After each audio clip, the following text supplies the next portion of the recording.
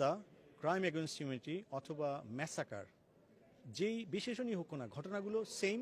Security forces যখন উপর থেকে গুলি করে হত্যা করেছে হেলিকপ্টার থেকে, এবং এই পর্যন্ত 37-এর উপরে আন্ডার এজ বাচ্চাদেরকে হত্যা করা হচ্ছে। সুতরাং এই হত্যাকাণ্ডের বিচার হবে এবং ইন্টারন্যাশনাল অ্যাকাউন্টেবিলিটি হবে। Global Bangladeshis alliance for human rights, যে মানবাধিকার সংগঠনগুলোর অ্যালায়েন্স থেকে আজকে হাউস অব কমন্সে এসওএস বাংলাদেশে ব্লক রেড হচ্ছে, কিলিং হচ্ছে, সমস্ত জেলা উপজেলা সর্বত্র ইয়াং ছেলেদেরকে ধরে নিয়ে যাওয়া হচ্ছে। Army, BGB, police block red করে কত মানুষকে হত্যা করেছে তার কোনো এখতিয়ার নেই, কারণ ডেথ রেজিস্টারগুলো গায়েব করা হয়েছে। এখানে এনএইচএসে যারা ছিল তারা সবাই কনসার্ন। অ্যামনেস্টি ইন্টারন্যাশনাল জানে যে মেডিসিনের প্রবলেম হচ্ছে, হসপিটালগুলোতে কোনো ট্রিটমেন্ট হচ্ছে না। পুলিশ এবং সন্ত্রাসীরা একযোগে, ছাত্রলীগের সন্ত্রাসীরা একযোগে মানুষের উপর ঝাঁপিয়ে পড়েছে পরিস্থিতিকে ভিন্ন খাতে প্রবাহিত করার জন্য। বিএনপি জামাতের কথা বলা হচ্ছে। আজকে শুনেছি যখন এখানে কনফারেন্স হচ্ছে হাউস অব কমন্সে, তখন বাংলাদেশে জামাতকে নিষিদ্ধ করার কথা বলেছে। এই আন্দোলনের সঙ্গে জামাতের কোনো সম্পর্ক নেই, বিএনপির কোনো সম্পর্ক নেই। মূলত 5-7 হাজার নেতাকে গ্রেফতার করে সারা পৃথিবীকে ফুল বানানো হচ্ছে, বোকা বানানো হচ্ছে। আমি বিশ্বাস করি যে ফ্যাসিজম এমনই হয়, সবাইকে বোকা বানিয়ে শেষ পর্যন্ত নিজেই বোকার স্বর্গে চলে যায়। এবং আজকে যে ছাত্র হত্যা হয়েছে বাংলাদেশে, এটার সংখ্যা কত আমরা জানি না। সরকার বলছে 200-র কম বেশি হবে, কিন্তু সাধারণ মানুষ অনুমান করছে এটি হাজারের উপরে, ইভেন কয়েক হাজারও হতে পারে। যেহেতু বাংলাদেশের তথ্য ব্যবস্থা নিয়ন্ত্রিত, আমরা জানি না। ওয়ার্ল্ড ডকুমেন্টে আমরা দেখতে পাচ্ছি স্টুডেন্ট ম্যাসাকারে এটা হচ্ছে নাম্বার 2। এটা চায়নার তিয়ানআনমেন স্কোয়ারে যে 10,000 ছাত্র সেদিন হত্যা করা হয়েছিল, আজকে ঢাকায় 2 সপ্তাহে ঠিক তেমনিভাবে ওয়ার্ল্ডের স্টুডেন্ট ম্যাসাকারের মধ্যে, স্টুডেন্ট কিলিংয়ের মধ্যে এটা হচ্ছে সেকেন্ড লার্জেস্ট ম্যাসাকার। এবং এটাকে গণহত্যা বলা হবে নাকি ক্রাইম এগেনস্ট হিউম্যানিটি বলা হবে জানি না, কিন্তু ব্রিটিশ পার্লামেন্টে আজকে যেভাবে বিষয়টা আলোচনা হলো, আমরা ইউরোপিয়ান পার্লামেন্টে যাচ্ছি, আমেরিকান যে কংগ্রেস সেখানে আলোচনা হবে, এবং সর্বত্র পৃথিবীতে যারা ডায়াসপোরা রয়েছে তারা ইউনাইটেডলি বাংলাদেশকে সেভ করার জন্য এসওএস বাংলাদেশ ডিক্লেয়ার করেছে।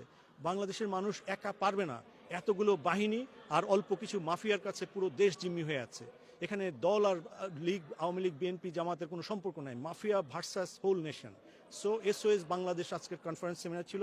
এখানে বিশিষ্ট লয়াররা ছিলেন, অ্যামনেস্টি ইন্টারন্যাশনালের ইউকে ডাইরেক্টর ছিলেন, তাদের সমস্ত সাবমিশন তারা দিয়েছেন। বেশ কয়েকজন এমপি ছিলেন, এবং সবাই যে রিসোর্সফুল যে প্যানেলিস্ট ছিলেন তারা মিলে যে কনসার্ন রেজ করেছেন। তারা বলেছেন প্রথমত ইনভেস্টিগেশন করার জন্য ইন্টারন্যাশনাল লেভেলে, সেটা ইউএন হোক, ইউকে হোক এবং ইউরোপিয়ান পার্লামেন্ট হোক। দ্বিতীয়ত ফ্যাক্টস ফাইন্ডিংয়ের মাধ্যমে বাংলাদেশে কি হচ্ছে সেই ব্যাপারে ইউকে গভর্নমেন্টকে আমেরিকা ম্যাগনেস্কির মতো কোনো স্যাংশন অথবা এই ধরনের কোনো পদক্ষেপ নিতে হবে। তৃতীয়ত ইউএন পিসকিপিং ফোর্সের কাছে স্পেসিফিক মেসেজ পাঠাতে হবে যারা বাংলাদেশে হিউম্যান রাইটস ভায়োলেশনের সঙ্গে জড়িত, কিলিংয়ের সঙ্গে জড়িত।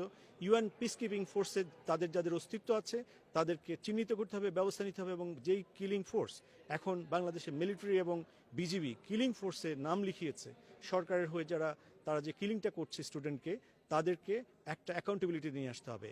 এই ব্যাপারে মীমাংসা না হওয়া পর্যন্ত এটা কিন্তু জাতিসংঘ এই রিক্রুট করতে পারবে কিনা, করা উচিত কিনা ইউএন চার্টার অনুসারে এটা হতে পারে না। নিজ দেশে হিউম্যান রাইটস ভায়োলেশন করে, স্টুডেন্ট কিলিং করে অন্য দেশে তারা পিস কিপিংয়ের জন্য যাবে, এটা ইউএন চার্টার অ্যালাউ করে না।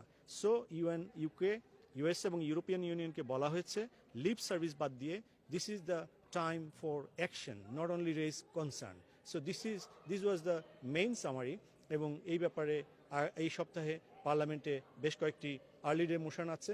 আর্লি ডে মোশনের পরে আমরা এখানে কথা বলা হচ্ছে, অ্যাটলিস্ট 45 অথবা 50 জন এমপি মিলে তারা স্পিকারকে স্পেশাল অধিবেশনের জন্য বলবে, সেখানে হয়তো স্পেশাল রেজুলেশন হতে পারে বাংলাদেশের ব্যাপারে।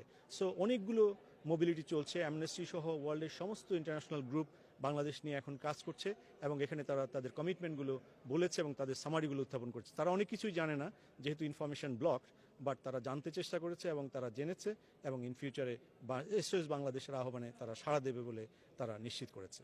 আপনারা জানেন যে ব্রিটিশ সরকার আমাদের বাংলাদেশের যেই হত্যাকাণ্ড, মানবাধিকার লঙ্ঘন, সেটা নিয়ে তারা বরাবর তারা কনসার্ন। আমরা শুধু কনসার্নকে খুশি হতে চাই না, আমরা চাই এই ইস্যু ধরে উচ্চতর দেশ এবং মানবাধিকার দেশ থেকে এই সরকার পতনের জন্য একটি চাপ প্রয়োগ আসুক।